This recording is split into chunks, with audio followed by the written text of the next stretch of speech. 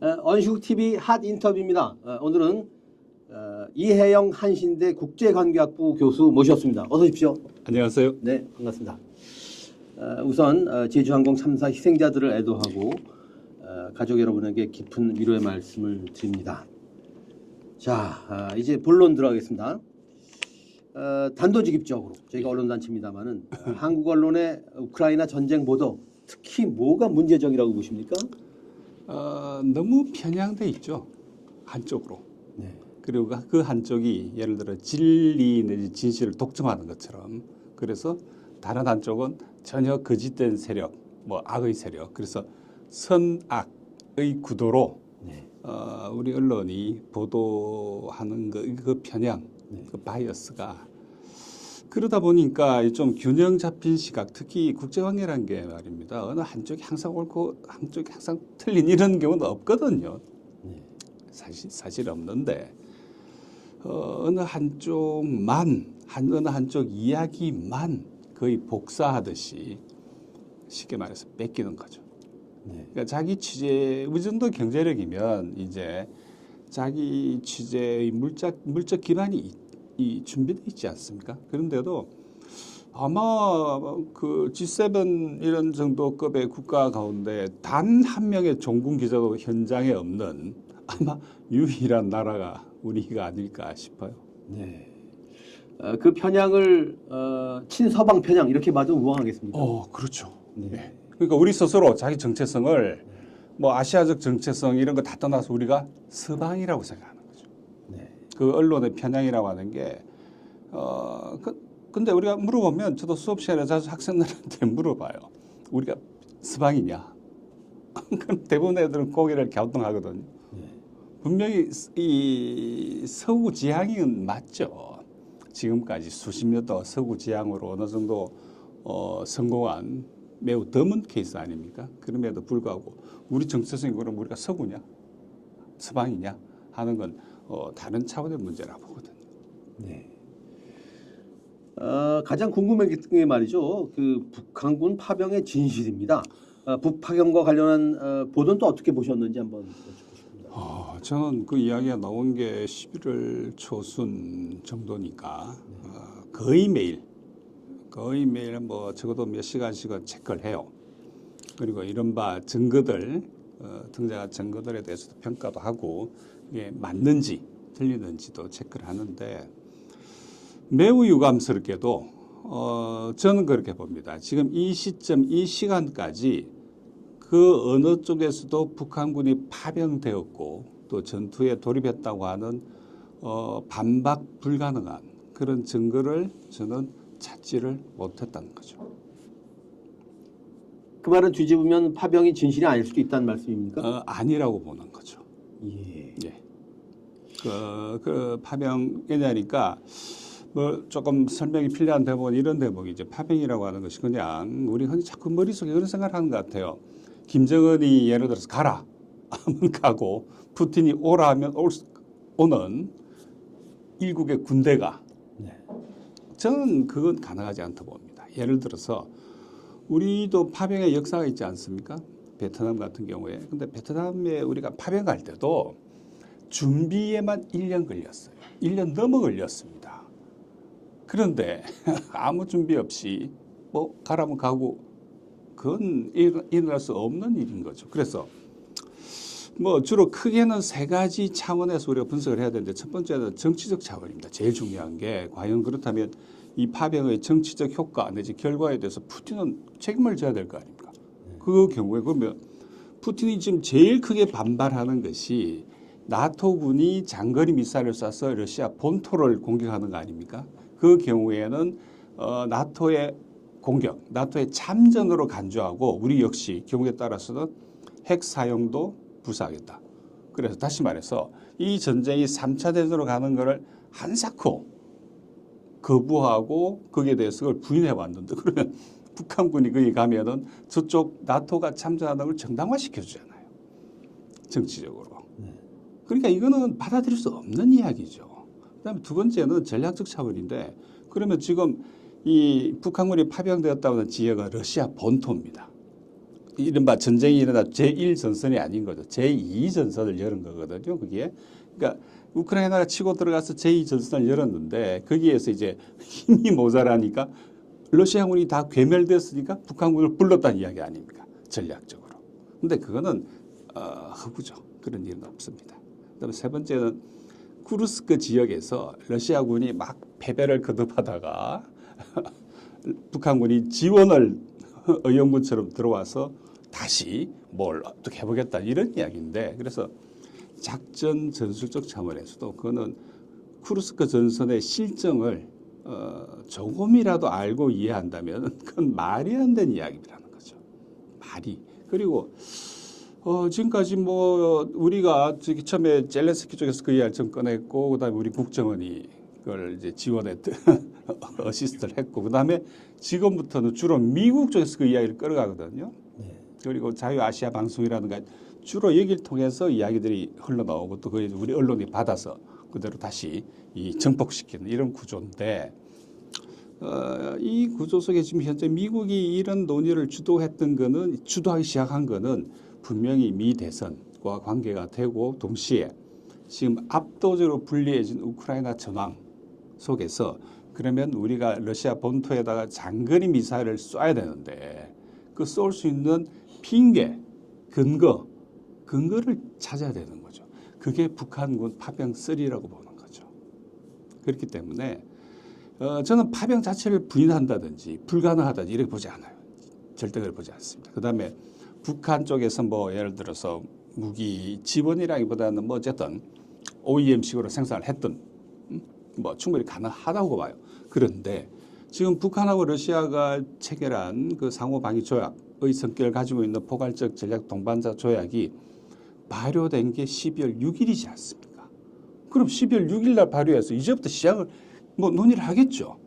왜? 조약이 발효됐기 때문에 조약성 의무, 즉 쿠르스크에 만일 러시아가 침략을 받았기 때문에 순전히 문헌상으로만 본다면은 의무가 발생하는 거죠. 그 의무 발생일이 12월 6일입니다. 그런데 우리가 파병 이야기 나온 거 11월 초예요. 네. 조약이 발효가 안 돼 있는 상황입니다. 네, 시차가 있군요. 예. 엄청난 시차죠. 그 정도면. 그래서 12월 6일 이후부터 예를 들어서 양국이 만나서 뭘 어떻게 지원을 한다든지 병력 지원을 어떻게 한다든지 논의할 수 있다고 봐요.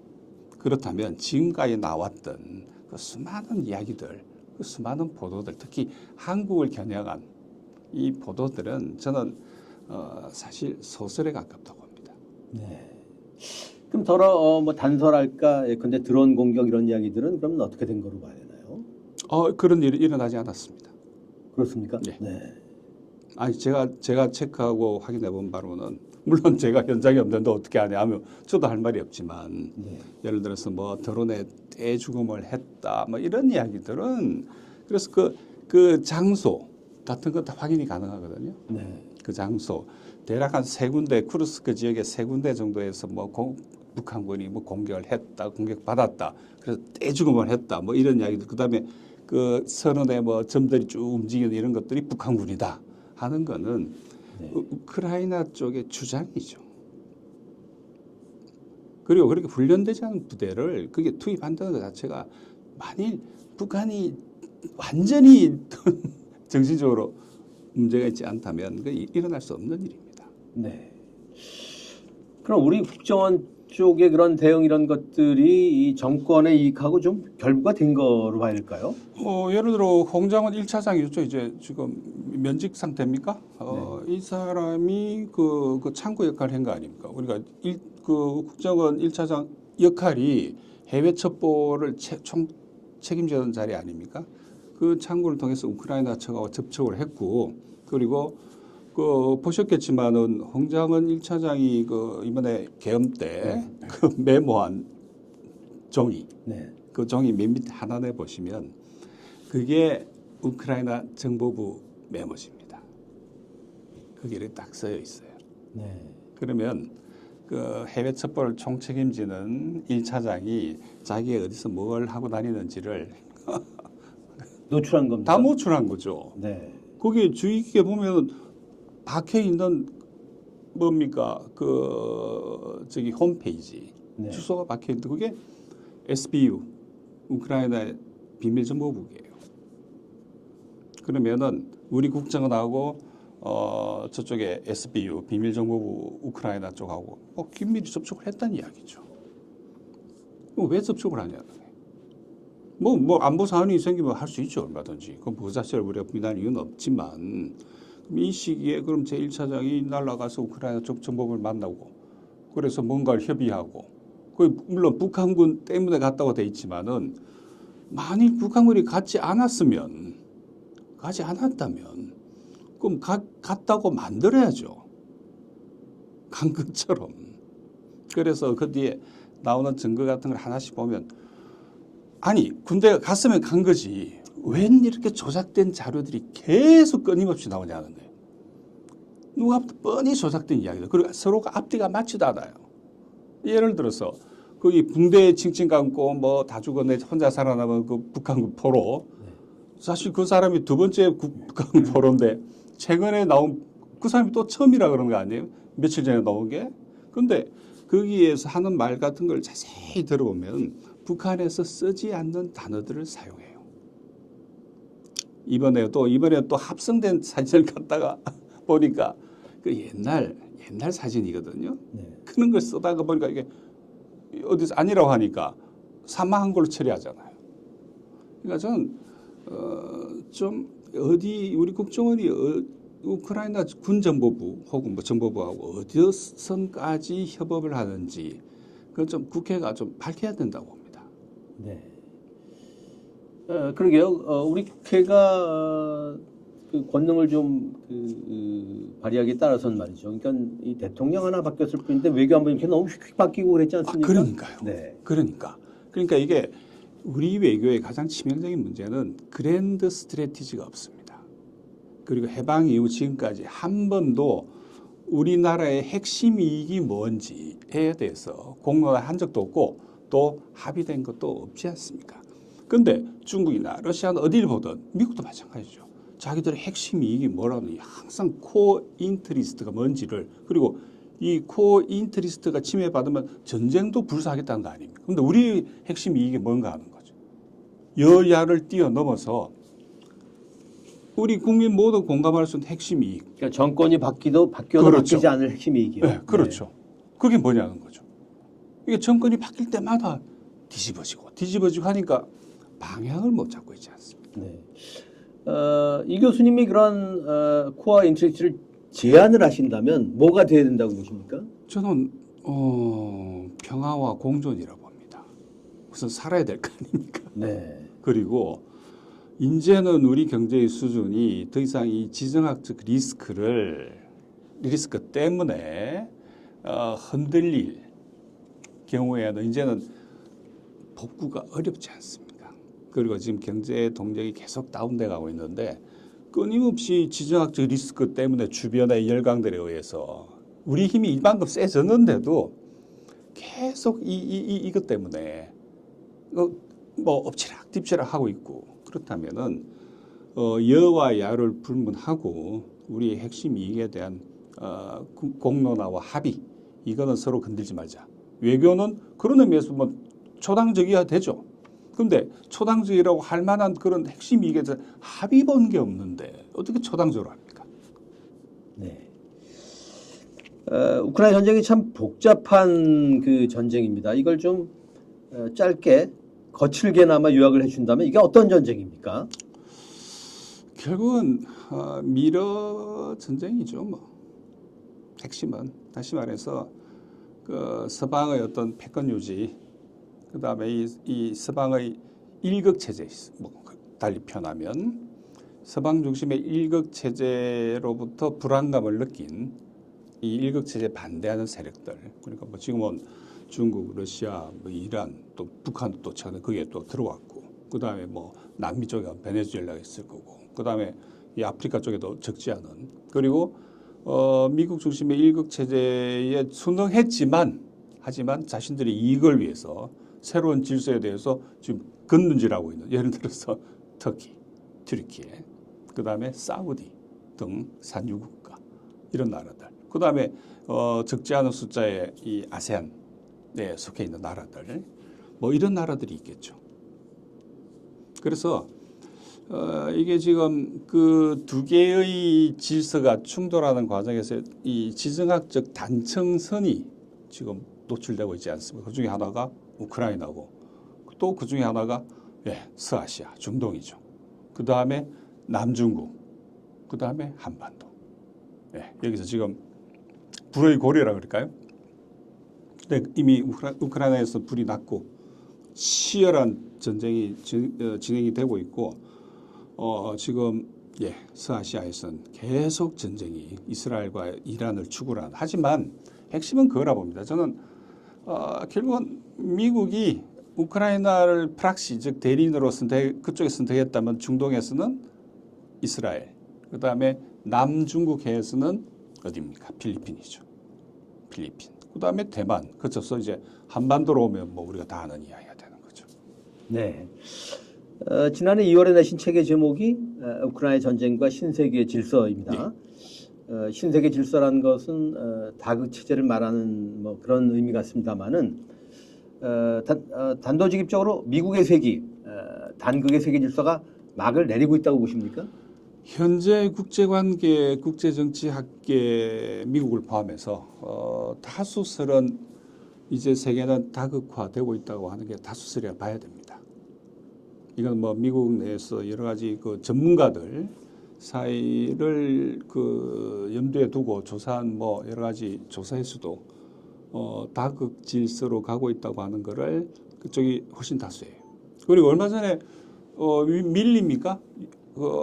미 합참 의장 저 어디 인터뷰에서 뭐 세계는 다극화되고 있다. 본인이 그렇게 이야기하는 걸 보더라도 이거는 피할 수 없는 대세라고 봅니다. 네. 그런데 말입니다. 말하자면 이제 우리나라 입장에서 볼 때는 이런 그 국제정치 상황이 과거 그 명청 교대기하고 비슷하다는 그런 인상을 받는데 말씀이죠. 이런 상황에서 다행히 이제 그 탄핵이 됐습니다만 우리 정부가 취한 스탠스 이게 참 문제적이라는 생각이 듭니다. 우리가 새 정부에서 어떤 모색을 좀 해야 될 거로 보십니까? 그 재미있는 표현을 하셨는데 명청교체기 같은 경우에는 그거 아니었습니까? 예를 들어서 광해 같은 경우에는 광해의 어떤 나름대로 뭐 다원화 외교였죠. 하지만 여기에 대해서 쿠데타 세력이 반동적 쿠데타 세력이 이걸 엎어버린 거죠. 그러면서 당시 임목 대비가 그 탄핵 사유를 이야기한 게 있지 않습니까? 그 중에 하나가 광해가 감히 우리는 지금까지 은혜를 입은 이 명에 대해서 함부로 등을 돌리고 앉지도 않았다. 서쪽을 향해서 그 은혜 때문에. 그런데 너가 감히 저기 오랑캐하고 내통을 해서 홍리비한테 시켜서 관변 형세 이렇게 지시를 했다는 게 이게 탄핵 사유였어요.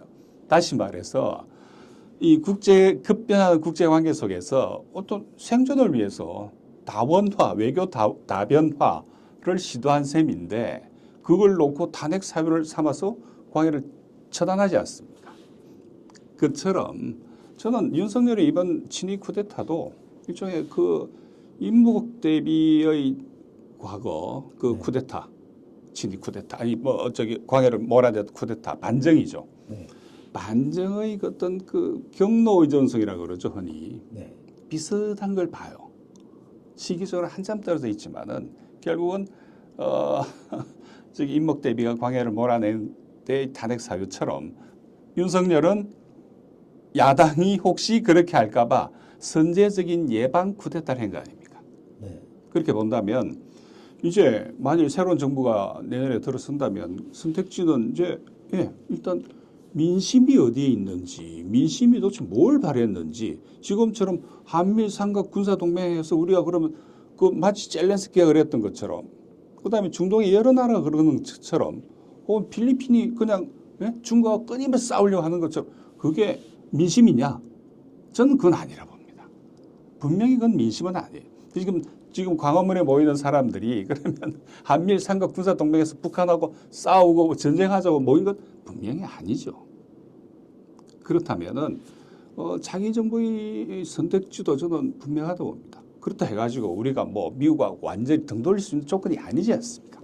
그렇게 본다면은 예, 균형 외교를 해야죠.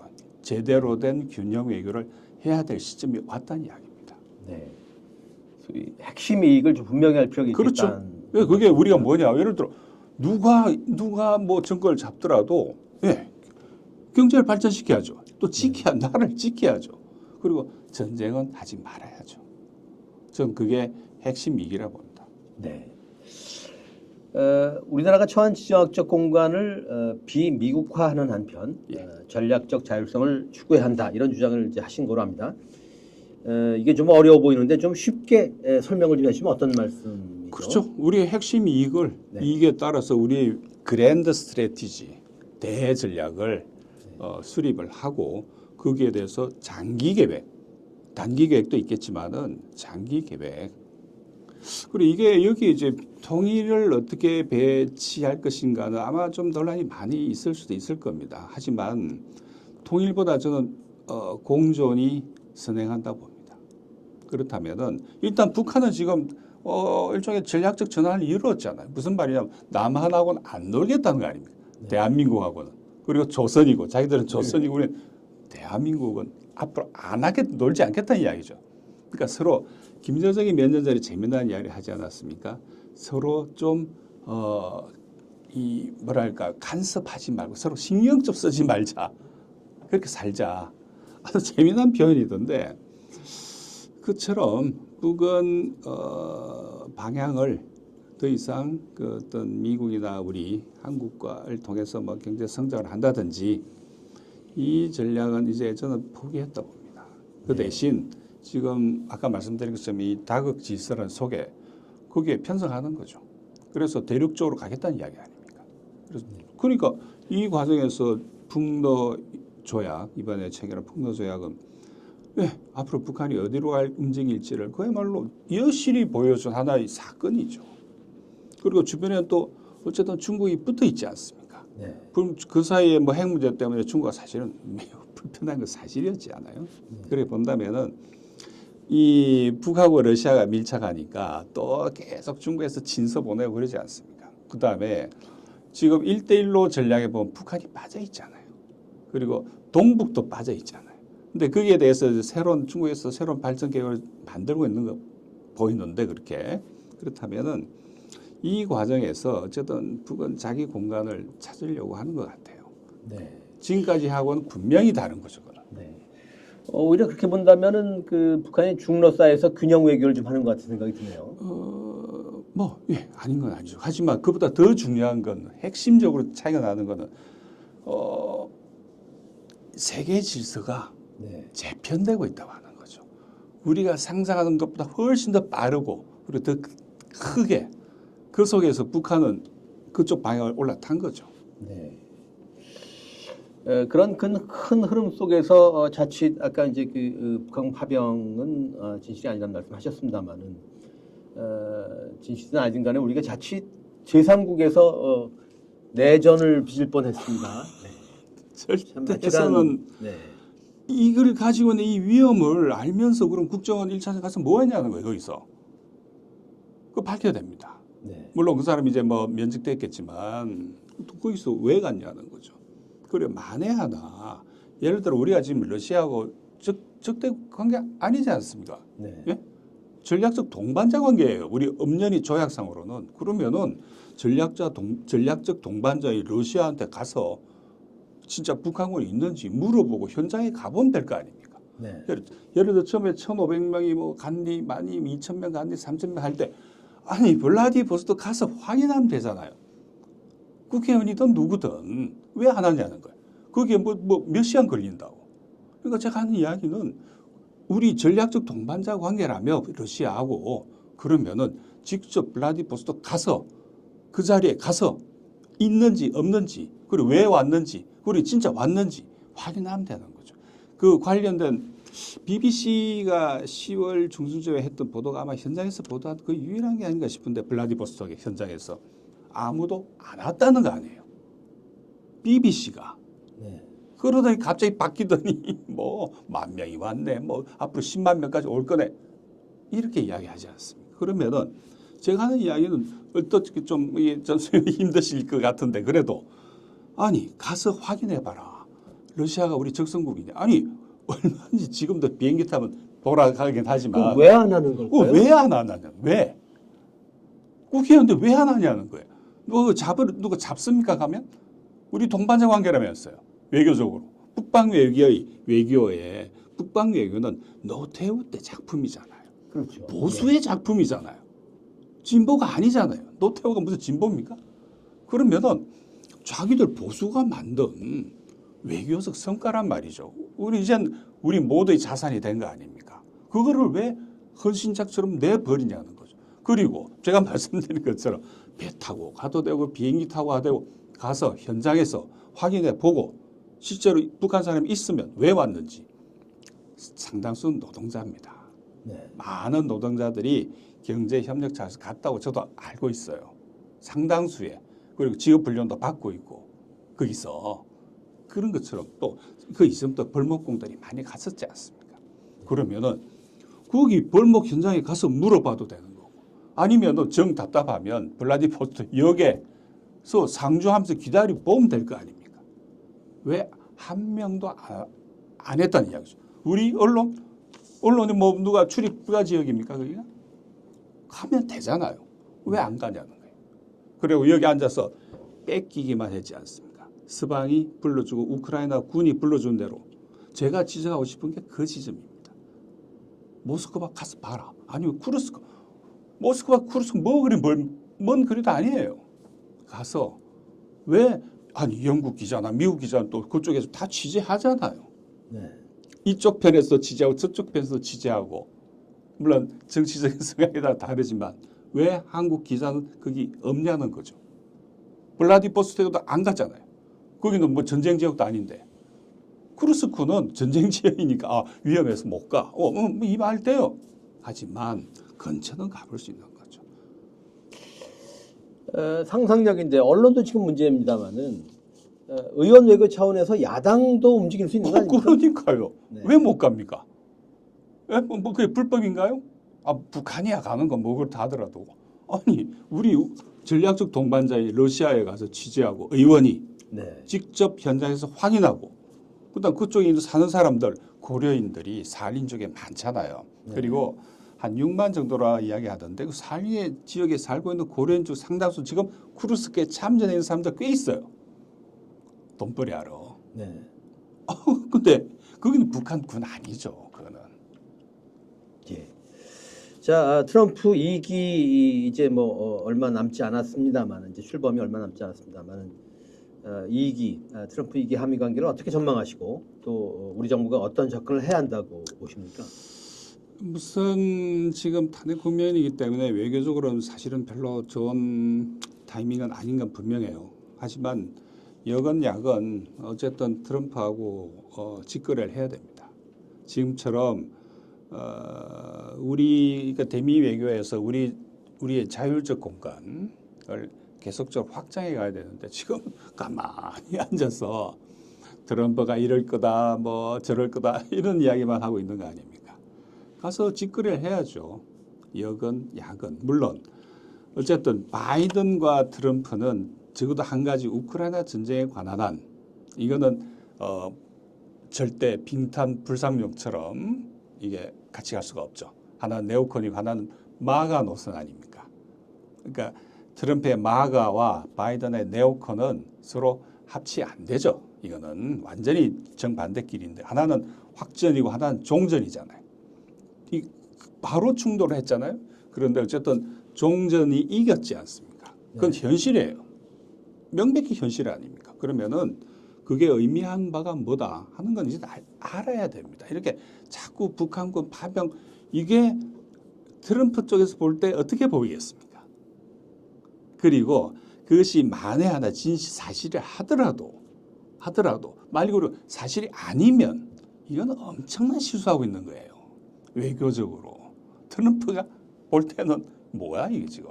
난 종전하자는 쪽인데 니들은 그럼 계속 그럼 북한군 그 이슈 자체가 나토 보고 개입하라는 이야기거든요. 네. 메시지의 핵심은 그겁니다. 그러면 트럼프 입장에서 볼 때는 계속 전쟁하자는 이야기냐 니들은 우크라이나에서 분명히 해라 입장을 하면 뭐라고 답할 겁니까? 그러니까 스타일 국이더라도 빨리 태세 전환을 해야 되는 거지 않습니까? 아, 그렇죠. 네. 그게 외교 아닙니까? 네. 외교란 게 그러면은 예를 들어 좀 싫더라도 가서 만나고 이야기하고 우리 입장을 설명하고 필요할 경우에 또 뭐 힘으로 압박도 하고 그렇게 하는 거죠.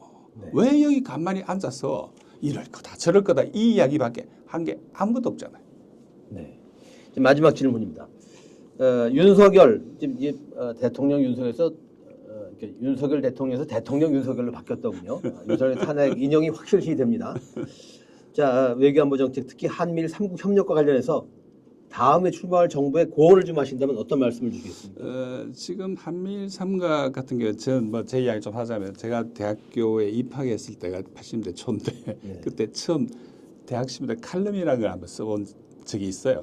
그 제목이 한미일 삼각 동맹이었습니다. 40년 만에 40년 더 됐죠. 그게 현실이 돼버렸는데 이게 뭘 의미하는 거냐 하는 거죠. 한미일 삼각 협력을 누가 마다할 이유가 없죠. 당연히 국제 협력을. 근데 이게 전쟁을 하기 위해서냐? 그러면은 그건 아닙니다. 우리가 갈 길이. 그리고 중국과도 균형 외교를 해야 되죠. 왜냐하니까 지금 한국 경제 동력이 떨어진 가장 큰 이유 중에 하나는 차이나 이펙트라고 그러죠. 사실 20년 동안 중국 그게 올라타서 한국 경제가 엄청 혜택을 입은 거 아닙니까? 네. 엄청나게. 근데 그게 이제 효과가 거의 다운돼 버렸잖아요. 그리고 이제는 어떤 건 기술 부분에 중국이 앞서잖아요, 우리를. 네. 그런 상황이거든요. 그런데 지금까지 그부터 해가지고 우리가 중국과 전쟁할 거냐? 그런데 트럼프의 노선 중에 가장 중요한 핵심 중에 하나가 중국 주적론이잖아요. 네. 그게 또 바이든하고 또 차이이기도 한데 중국 주적이라면 그럼 중국이 우리 주적인지 아닌지를 분명히 해야 되죠. 그게 예를 들어 지금 뭐 트럼프와 의견 차이가 나더라도 우리는 중국을 주적으로 삼을 수 없다. 그런 걸 분명히 이야기해야 돼요. 자꾸 눈치 보고 이러지 말고 우리는 우리 이걸 위해서 이런 거 불가피하다. 그래서 만일 당신들이 주적해서 중국과 전쟁하도 우리는 할 수 없다. 미리 분명히 이야기해야 되죠. 그러니까 트럼프 같은 스타일은 아시지 않습니까? 이게 뒤에서 뭐 이 주판을 굴리고 이것보다 대놓고 서로 이야기를 해야죠. 당당하게. 그렇기 때문에 지금 우리 외교가 쉽지 않을 겁니다. 비록 우크라이나 문제는 그렇다 치더라도 지금 트럼프가 중국 주적론으로 방향을 잡기 시작하면 물론 지금 거기다 뭐 관료들도 교체하고 그러면 내년 가을 정도 되면 이제 모습이 딱 진정이 갖춰질 거라 보는데 저쪽도 한번 학습 효과가 있기 때문에 트럼프 쪽도 드라이브를 심하게 걸겠죠. 잡자 말자. 그렇게 되면 아무튼 내년 여름은 지나야지 이제 이거 트럼프의 아시아 정책이 어떻게 바뀔 거면 북한 정책이 어떻게 되고 우리한테 어떻게 할 건지를 이제 윤곽이 왜 사람이 정해져 윤곽이 정해지는 거니까 잡힐 텐데 그때까지 아직 시간이 있으니 우리도 분명히 우리 입장을 이야기해야 돼요. 안 그러면 또 바이든한테 말려들듯이 여기 또 말려들어요. 그러면서 또 흔들거릴 겁니다.